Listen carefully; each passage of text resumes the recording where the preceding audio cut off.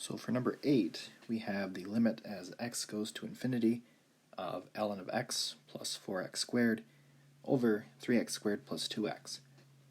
So if we plug in infinity, ln of infinity is still infinity, and 4x squared is still infinity.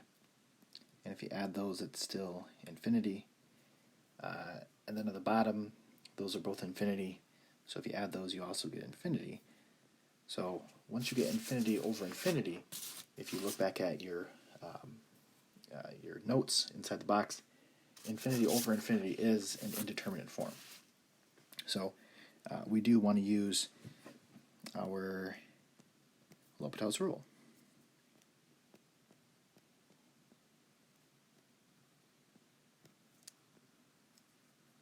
So the limit as x goes to infinity of 1 over x plus 8x all over 6x plus 2.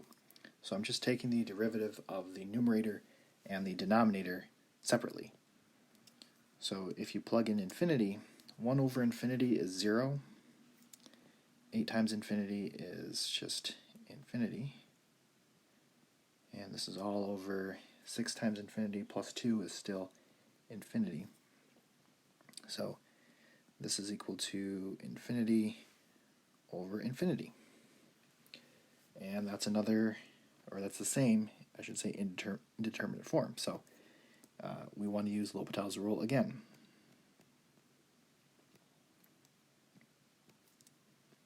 So the limit as x goes to infinity, if this is going to be 1 over x, then that's going to be like x to the negative 1. So if you bring down the negative 1 and reduce the power by 1, it's negative 1 x to the negative 2 plus 8 all over 6, which is equal to the limit as x goes to infinity of negative 1 over x squared. If you want to write it like that, you can. So I've just changed the way that I've written the x squared.